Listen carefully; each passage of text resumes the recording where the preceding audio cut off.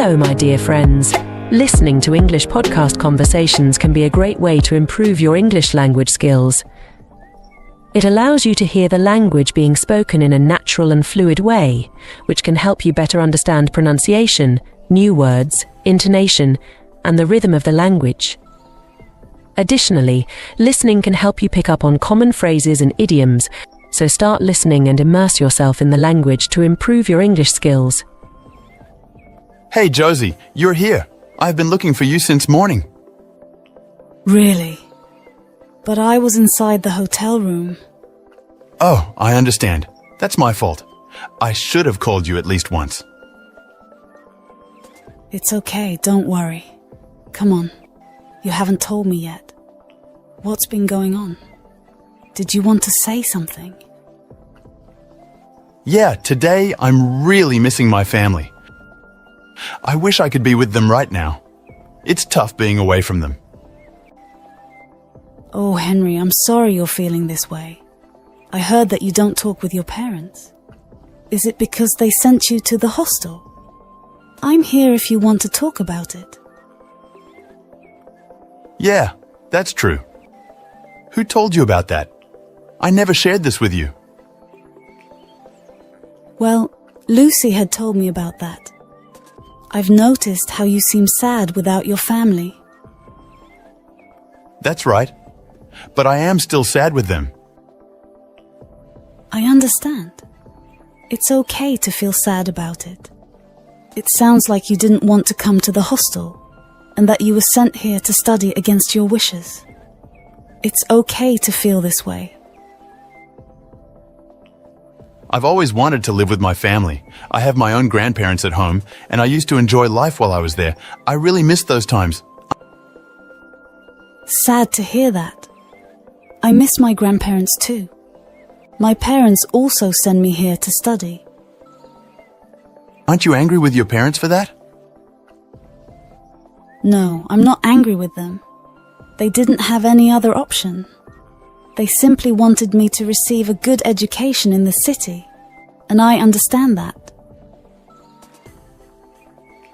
I've observed many children without families and seen the challenges they face growing up. Without the love and support of a family, these children often struggle to find stability and face many obstacles in life. Absolutely. Without a family, they may not have the same opportunities and guidance that other children do. This can make it harder for them to succeed and thrive.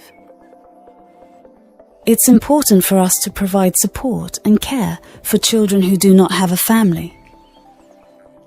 What can we do from our place for these children who don't have a family?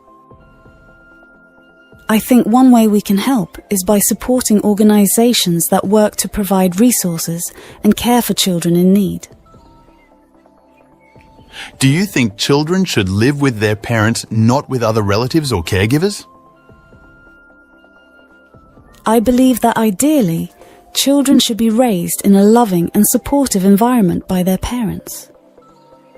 However, in situations where it is not possible for children to live with their parents, placing them with responsible relatives or caregivers who can provide a nurturing and stable home can be a good alternative.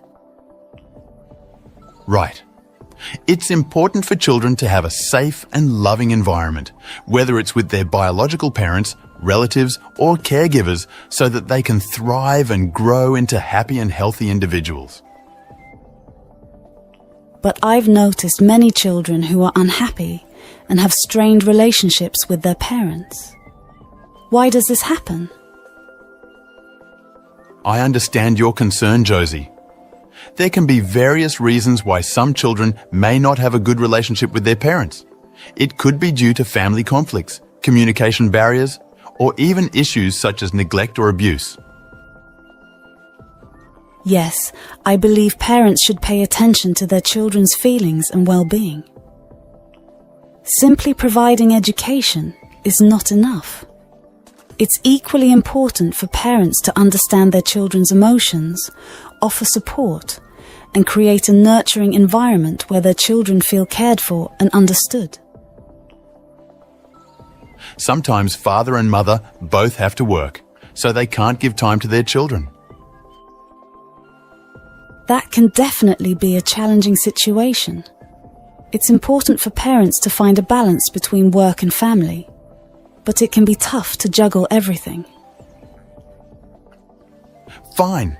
Is family important in our lives? Yes, Henry. Family plays a crucial role in our lives. They provide us with love, support, and a sense of belonging. Our families are there for us in good times and bad, offering comfort, guidance, and encouragement. They are the ones who celebrate our successes and lift us up during challenging times. Yeah, that's right. Family also shapes our values, behaviours and beliefs and gives us a strong foundation to navigate the world. Additionally, spending time with family helps to create cherished memories and build strong, lasting bonds. When we're not feeling well or ill, our parents take care of us. They give us medicine, make us comfortable, and stay by our side to make sure we get better. They might also make us warm soup, help us rest, and give us extra love and attention. It's really nice to have someone who cares for us when we're not feeling our best. I do agree with you. How does not having a family affect you? Not having a family can be really tough, and it can affect you in many ways. It might feel lonely or like you don't have anyone to turn to when you need help or support. Without a family, you might have to rely on friends, teachers, or other people in your community for help and guidance. It can be challenging, but it's important to remember that there are people out there who care about you and want to support you, even if they're not your family. There are many orphan children. Orphan a child without a parent or guardian?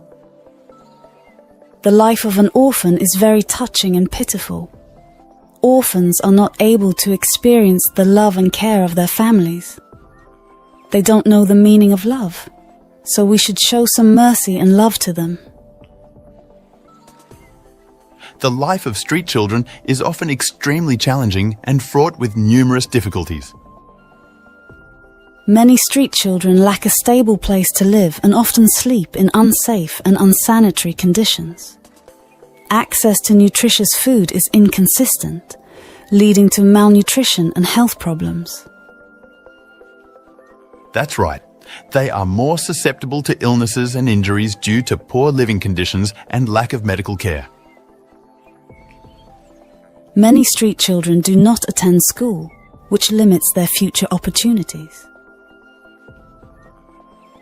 Many street children are still in contact with their families, who may be extremely poor and will work on the streets to contribute to their family's income.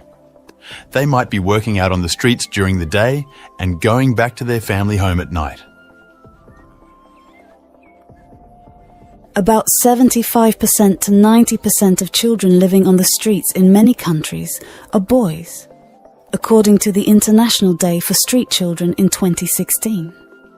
This can be because girls are considered to be more useful in some cultures to be in the home, to cook, and to take care of younger siblings. But in other countries, there can be an equal number of boys and girls who are street children. What is life like for street children? Some street children may have very low-paid work, such as shining shoes or selling goods on the streets. Some children may scavenge for food or beg. Others are exploited by gangs and criminals and end up selling drugs, stealing, and in prostitution. Their situation and the need to earn money for survival will likely prevent them from being able to access schooling. There are health issues for children who live and work on the streets. All right, let's start with grammar. Do you know what present perfect means? Kind of. It's about something not finished yet. Not always. It's used for actions connected to now. Connected? Like how? For example, I've lost my keys. What does that tell you? You lost them and you still don't have them. Exactly. Now, what if I said, I lost my keys yesterday? That's just past, it happened, and it's over. Right. Present perfect shows results or relevance now. Oh, so it's about what matters now, not when it happened. Exactly. Try this. She's visited Spain. What does that mean? She went there, but we don't know when. Perfect. How about this? They've known each other for years. They still know each other. Correct. Now, why wouldn't I say they knew each other for years? Because they don't know each other anymore. Spot on. See, you're getting it. Kinda. It's tricky to use in real conversations. That's normal. It just takes practice. Let's practice more. If I say, I've already finished my homework, what does already tell you? It means you finished it earlier than expected. Exactly, and where does already go in the sentence? Between have and the verb. Right again now. What about this? I haven't finished my homework yet. Yet means I'll finish it later. Correct, and where does yet go? At the end of the sentence. Perfect. Now, how would you ask someone if they've eaten dinner? Have you eaten dinner? Great. And if you want to ask more specifically about today? Oh, have you eaten dinner today? Exactly. Present perfect is useful when we don't know the time or the time doesn't matter. Got it. But when do we just use past simple instead? Good question. Use past simple if you know exactly when something happened.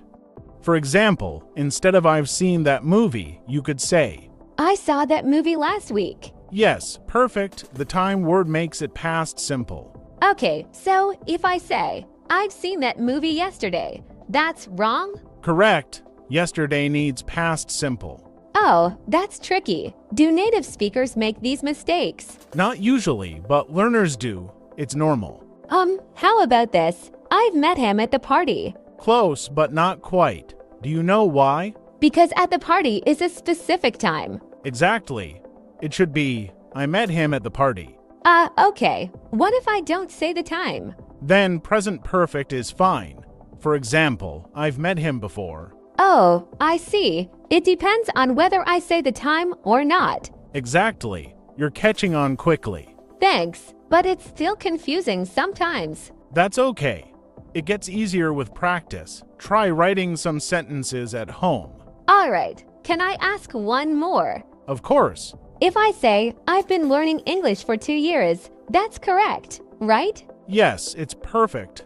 Why do you think it's correct? Because it started in the past, and I'm still learning. Spot on. See, you're doing great.